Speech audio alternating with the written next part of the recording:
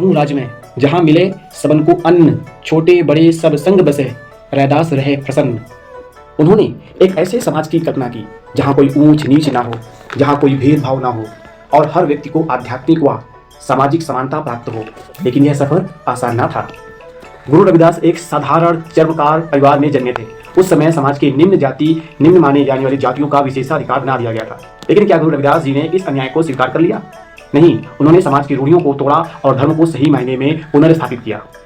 मीराबाई, जो कि राजघराने में जन्मी थी, उन्होंने वो संत रैदास की अनंत भक्त बनी और उन्हें अपने पदों में, अपने साथियों में उन्होंने उनको सतगुरु नाम दिया। गुरु रविदास जी का जन्म संघर्ष से भरा था। समाज ने उन्हें नीचा दिखाने की कोशिश की, उन्हें मंदिरों से बाहर रखा गया, उनके प्रवचनों को बाधित करने का प्रयास किया गया, उनकी शिक्षाओं पर सवाल उठाए गए, लेकिन वो रुके नहीं। वो हमेशा कुल के कारण ब्राह्मण कोई न होए, जहु जाने ही ब्रह्म आत्मा, रैदास का ही ब्राह्मण सोए। ऐसा चाहूं राज में, जहां मिले सबन को अन्न, छोटे बड़े सब संग बसे, रैदास रहे प्रसन्न। हाँ दोस्तों, आज है 12 फरवरी और 12 फरवरी को होता है गुरु रविदास जयंती।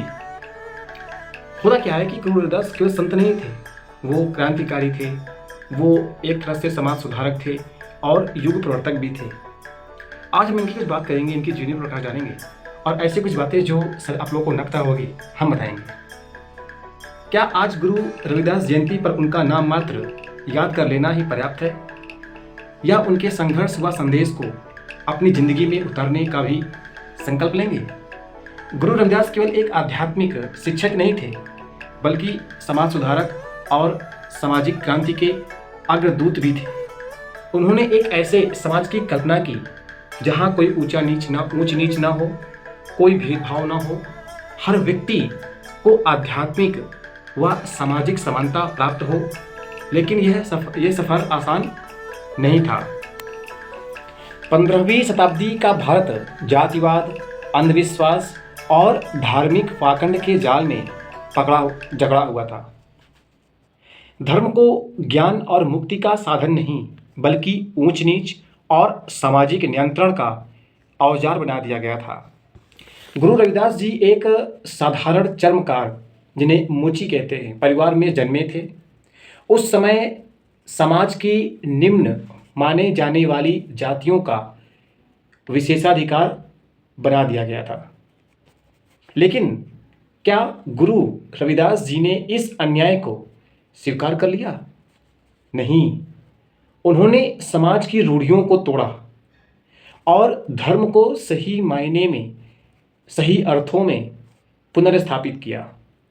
गुरु रविदास जी ने स्पष्ट किया कि आत्मा तक पहुंचने का मार्ग केवल जाति और कुल से तय नहीं होता, वो मन की सफाई और सही कर्मों से तय होता है। मीराबाई, जो राजघराने में जन्मी थी, उनकी अनन्य भक्त बनी और अपने पदों में उन्हें सतगुरु कहा। चित्तौड़ की रानी झलकारी बाई उनकी शिक्षाओं से इतनी प्रभावित हुई कि उन्होंने इन्हें अपना गुरु मान लिया। कई अन्य राजा और विद्वान भी उनके ज्ञान से प्रभावित होकर उनके विचारों को अपनाने लगे। कुछ समय में केवल दलित समाज के नहीं, बल्कि हर व्यक्ति उन्हें अपना गुरु बनाने लगे थे। संत रविदास जी की वाणी गुरु ग्रंथ साहिब में भी संकलित की गई थी, जो उनकी व्यापक संस्कृति को दर्शाती है। गुरु रविदास जी का जीवन संघर्षों से भरा था। समाज ने उन्हें नीचा दिखाने की बहुत कोशिश की, उन्हें मंदिरों से बाहर रखा गया, उनके प्रवचनों को बाधित करने का प्रयास किया गया, उनकी शिक्षाओं पर सवाल उठाए गए। लेकिन होता है, जो सत्य के रास्ते पर चलने का प्रयास करता है उसको समस्याएं झेलनी पड़ती हैं। ऐसा बहुत हुआ है, हमेशा हुआ है। लेकिन ये सब होने के बावजूद संत रविदास रुके नहीं। उन्होंने हर चुनौती को सहन किया, अपनी शिक्षाओं से समाज को झकझोर दिया। उन्होंने धर्म और समाज के लिए एक नया दृष्टिकोण दिया, जो विवेक और कर्म पर आधारित था। जाति जन्म पर नहीं। तो ये कुछ बातें थी संत रविदास जी के बारे में। ऐसे एक नहीं, हजारों संत हुए। गुरु नानक देव,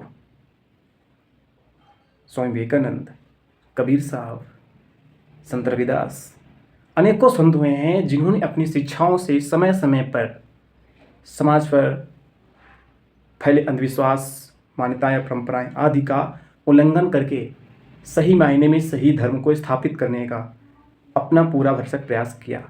समाज को सुधारने के लिए अपने अपने तरफ से योगदान दिया। और जब ये लोग ये आगे आए तब उनका समाज द्वारा, तथाकथित लोगों द्वारा बहुत सारा विरोध किया गया। जैसे मैंने प्रीवियस वीडियो में बताया था कि जब स्वामी विवेकानंद जी थे उस समय उनका कितना विरोध किया गया था। तो ये कोई पहली बार नहीं हुआ।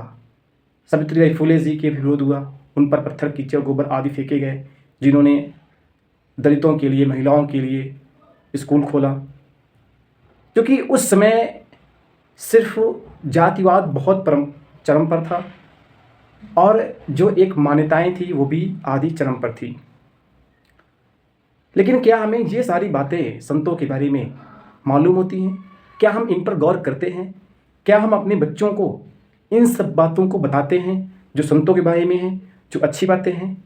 नहीं बताते हैं, क्योंकि हमको लगता है कि ये अगर पाठ्यक्रम में नहीं है तो ये उपयोगी नहीं है। आपके पाठ्यक्रम में जो है वो सिर्फ आपके मार्कशीट तक और आपके लिए सिर्फ संसाधन तक ही आवश्यक होंगी। लेकिन ये सारी बातें जो संतों द्वारा होती है, जो हमारे ऊंचे लोग हुए हैं, जिन्होंने वास्तव में सत्य के साथ जिया, ये बातें आपकी चेतना को उधार देती हैं। ये बातें करने से आपका मन मजबूत होता है, आप आंतरिक रूप से स्ट्रांग बनते हैं, मजबूत बनते हैं, आपके अंदर एक अलग ही स्फूर्ति आती है। आप सत्य को पहचानने लगते हैं, आप जानने लगते हैं स्वयं को ही, और यही स्वयं को जानना ही आत्मज्ञान कहलाता है। तो अगर कोई भी दिवस हो जो लगाए जाते हैं, इनको हमें जानना चाहिए, समझना चाहिए और इन पर हमको बात करनी चाहिए। आगे आकर के लोगों को जागरूक करना चाहिए।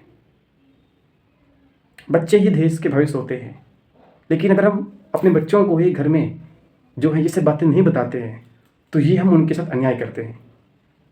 इसलिए तमसो माँ ज्योतिर्गमय, अस्तो माँ सद्गमय, असत्य से सत्य की ओर, तमसो माँ ज्योतिर्गमय। तम मीन्स अंधकार से, ज्योत मीन्स प्रकाश, अर्थात अज्ञान से ज्ञान की ओर, अज्ञान से आत्मज्ञान की ओर सतत प्रवाह, मृत्यु मामृतंगमय, और मृत्यु से अमृत्यु की ओर। जय हिंद।